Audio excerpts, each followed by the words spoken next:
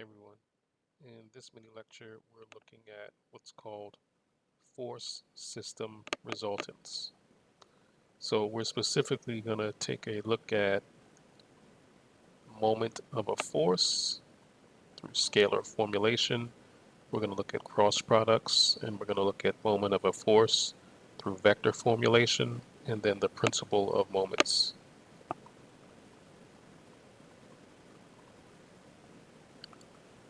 Okay, so if we first look at an application, so as you can see in the picture here, we're looking at this because beams are often used to bridge gaps within walls. So here we would have to know what the effect of the force on the beam will have on the supports of the beam. So our question that would come to mind would probably be something like, what do you think is happening at points A and B?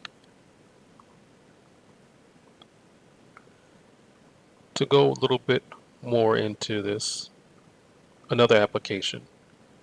Carpenters often use a hammer, and they use it in this way, right? In pulling out a nail. So they use a hammer to pull out some stubborn nail that's stuck in a piece of wood or something. So we want to know, through what sort of action does the force F of H, right, the F of H force at the handle pull the nail? What sort of action is that? And also, how can we mathematically model the effect of force F of H at point O? How can we mathematically model the effect of force F of H at point O? Well, we want to talk about the first thing that we mentioned, which was known as the moment of a force. The moment of a force. And this is through what we said would be scalar formulation. Moment of a force through scalar formulation. So the moment of a force, the moment of a force about a point provides a measure of the tendency for rotation. Sometimes we refer to this as the torque. So once again, the moment of a force about a point provides a measure of the tendency for rotation, which we call the torque.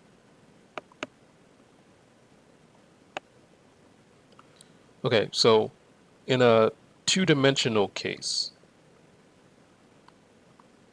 in a 2D case, there's this magnitude of the moment.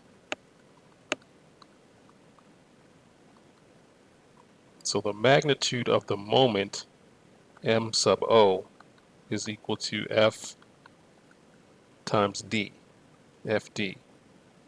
So as shown in the diagram to the left, d is the perpendicular distance from point O to the line of action of the force. So again, d is the perpendicular distance from point O to the line of action of the force. In two dimension, the direction of m sub O is either clockwise or counterclockwise, depending on the tendency for rotation. So again, in two dimensions, the direction of m sub O is either going to be clockwise or counterclockwise, depending on the tendency for rotation.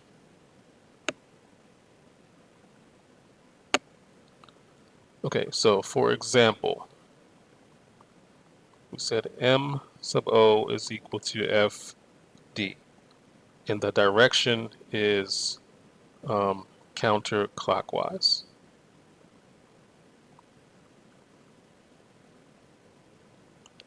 So we see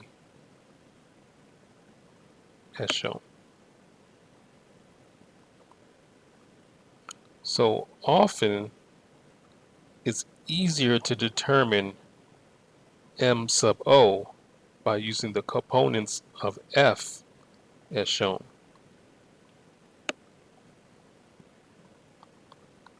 Sometimes it's just easier to determine our M sub O by using the components of F as we see below in the diagram to the left.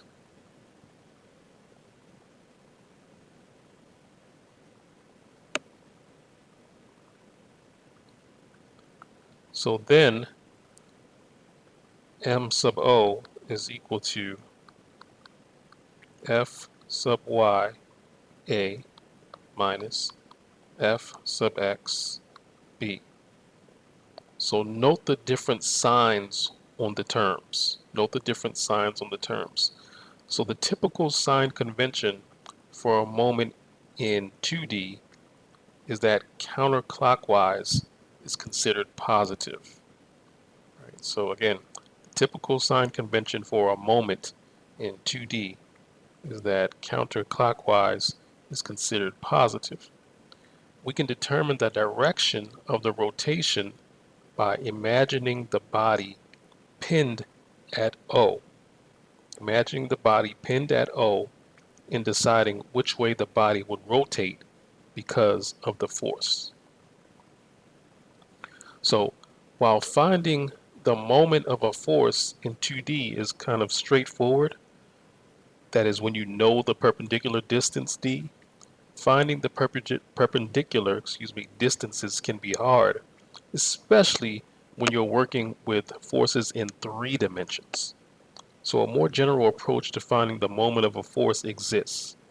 The more general approach is used when dealing with 3-dimensional forces, but can be used in the 2-dimensional case as well. So this more general method of finding the moment of a force uses a vector operation called the cross product. The cross product of 2 vectors.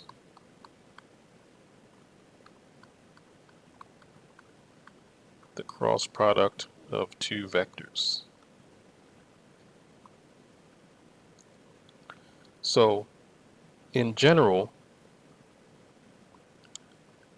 the cross product of vectors of 2 vectors A and B, cross product of 2 vectors A and B results in another vector C, right? Or we could say C is equal to A cross B. So the magnitude and direction of the resulting vector can be written as C is equal to A cross B, which is equal to A B sine theta U sub C. So as shown in the diagram to the left, U sub C, right? U sub C is the unit vector, right? It's the unit vector perpendicular to both A and B vectors. Perpendicular to both A and B vectors, or to the plane containing the A and B vectors.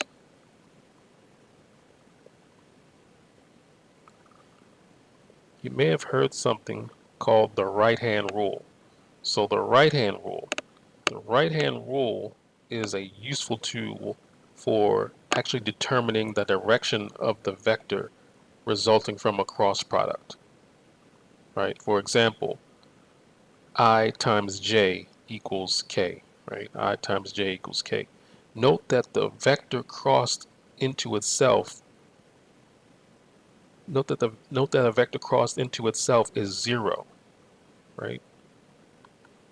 As in I cross I equals 0.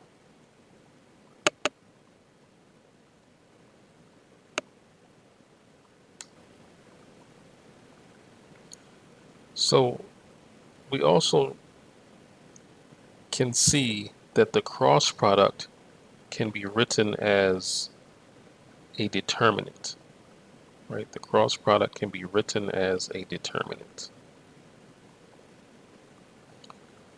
The cross product can be written as a determinant And we're kind of familiar with this within our linear algebra understanding. Each component can be determined using 2 by 2 determinants, right? Each component can be determined using 2 by 2 determinants. Also remember the negative sign as shown there in the diagram.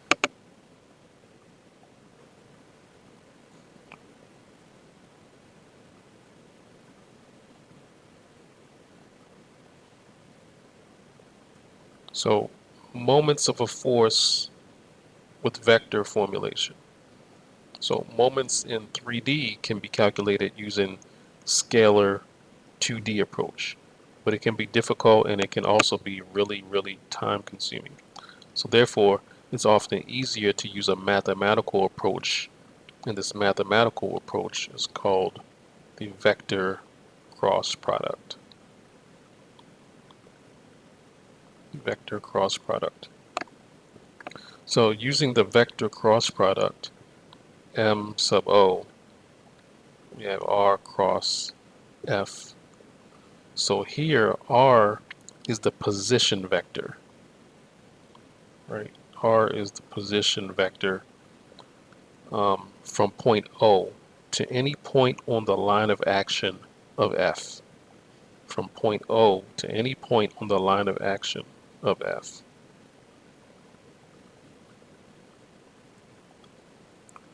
Okay, so then using the cross product, a moment can be expressed as such. Using that cross product, a moment can be expressed as such. So then by expanding the above equation in the diagram using 2 by 2 determinants, then we get M sub O equals R sub Y F sub Z minus R sub Z F sub Y I minus R sub X F sub Z minus R sub Z F sub X J plus R sub X F sub Y minus R sub Y F sub X K. Maybe just using some sample units, we could be doing Newton meters or pound feet.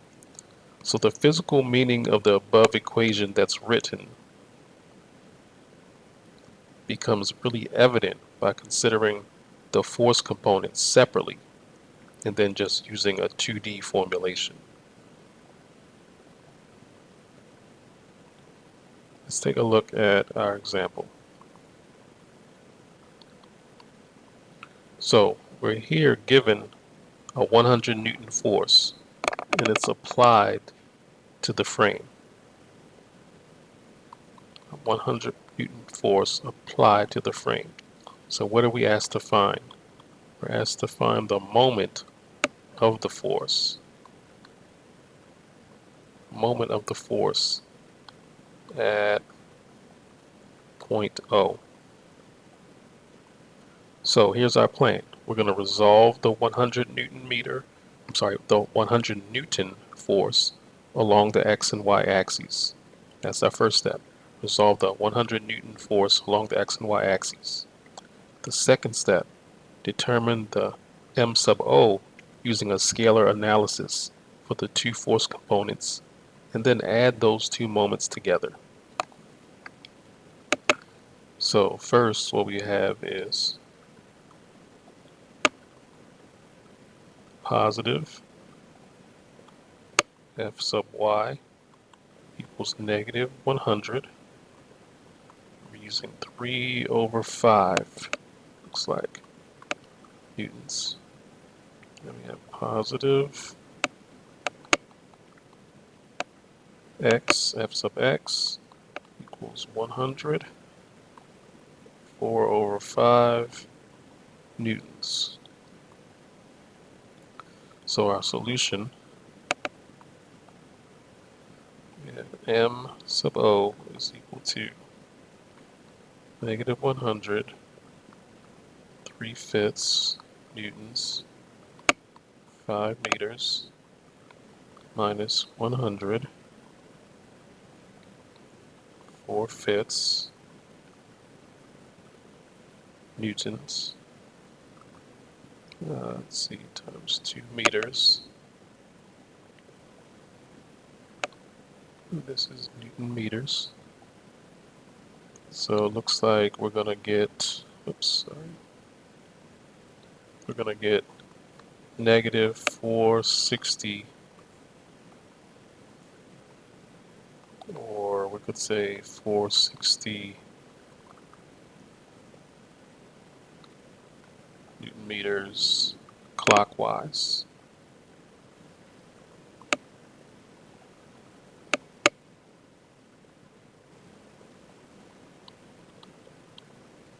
Okay, in this next example,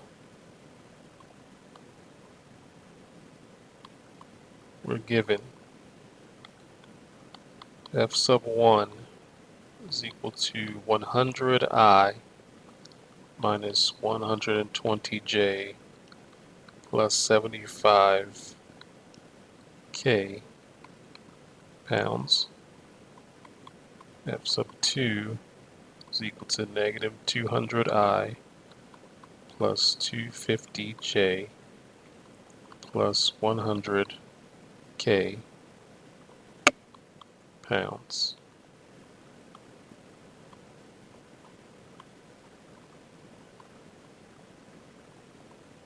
Okay, so what do we want to find? We want to find the resultant moment.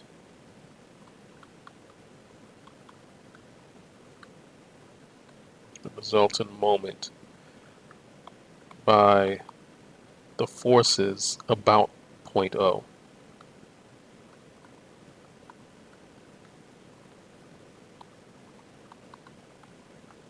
So we're going to find the resultant moment by the forces that are about point O. So here's the plan.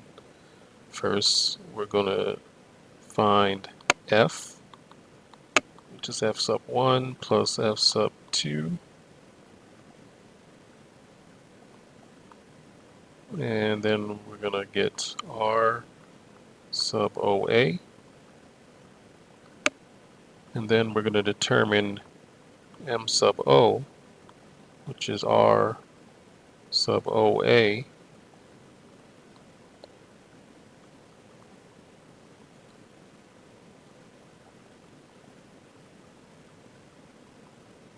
Cross F. So our plan is to find F, which is F sub 1 plus F sub 2, and R sub OA. Then we're going to determine M sub O, which is equal to R sub OA cross F. So first, find the resultant force vector F. That's what we're going to do. So we're using that right there. So we have it equal to 100 minus 200 I negative 120 plus 250 J plus 75 plus 100 K pounds. And then this is all equal to, we would get negative 100 I plus 130, looks like 130 J plus, it looks like 175 K pounds. Alright, so then just find the position vector, right? The position vector R sub OA. So we find that, that's going to be 4I plus 5J plus 3K feet. All right, and now we're going to find the moment by using the vector cross product. Right, we're going to use that vector cross product. So we're going to find the moment.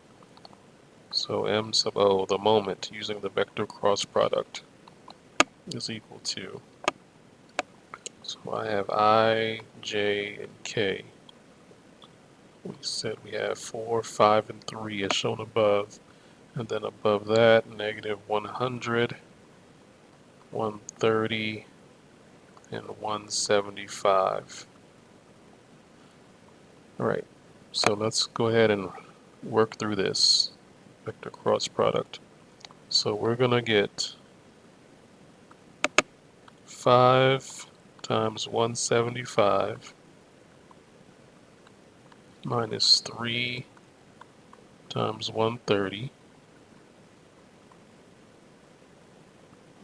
I.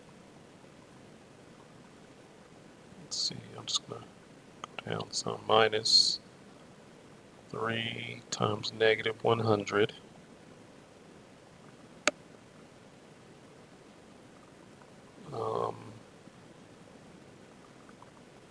I'm sorry, I omitted something here. So I should have, okay, I have 5 times 175 minus 3 times 130 for I. Negative 4 times 175, right? And then the minus 3 times negative 100, and then that's going to be J.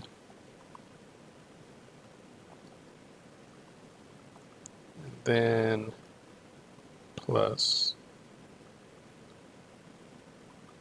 4 times 130